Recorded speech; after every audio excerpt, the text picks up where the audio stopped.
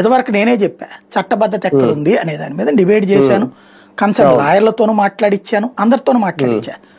కానీ విషం చెమ్మడం లేదా అబద్ధాన్ని నిజమని నమ్మించడం, మనం చెప్పే నిజాన్ని అబద్ధం అని చెప్పించే ప్రయత్నంలో భాగంగా కొంతమంది సీనియర్ మోస్ట్ జర్నలిస్టులు అనేటటువంటి వాళ్ళు కూడా ఏదో ఒక కాగితం పట్టుకొచ్చి ఇదిగో నోటిఫికేషన్ అని చెప్పారు.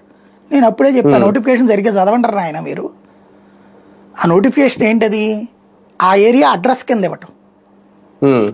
ఒకటి నోటిఫై అవ్వడము అంటే ఏంటి? కేంద్ర హోంశాఖకు పంపించాలి, హోంశాఖ అప్రూవల్ చేసి ఒక దీన్ని ఇవ్వాలి, మనకి దాన్ని ఏమంటారు, పిన్ కోడ్ ఇవ్వాలి.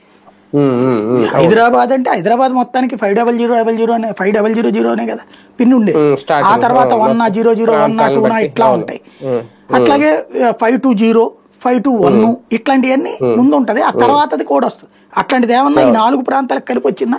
విజయవాడ, గుంటూరు, తెనాలి, మంగళగిరికి లేదు కదా. ఎవడు నోటిఫై చేశాడు అసలు? పేపర్లో అమరావతి అని రాయడం తప్పించి అమరావతి ఎక్కడుంది? స్టిల్ నౌ అమరావతి అమరలింగేశ్వర స్వామి టెంపుల్ తప్పించి కొట్టలేదు.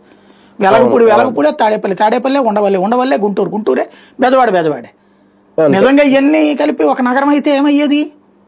ఒకటే కార్పొరేషన్ కిందకి రావాలి కదా. నేను అప్పుడు కూడా అదే ఆర్గ్యూ చేశాను. విజయవాడ కార్పొరేషన్ విజయవాడ కానీ, గుంటూరు కార్పొరేషన్ కానీ. ఇంకేంది అక్కడ? Municipality Mangalagiri, Tenali municipality Tenali.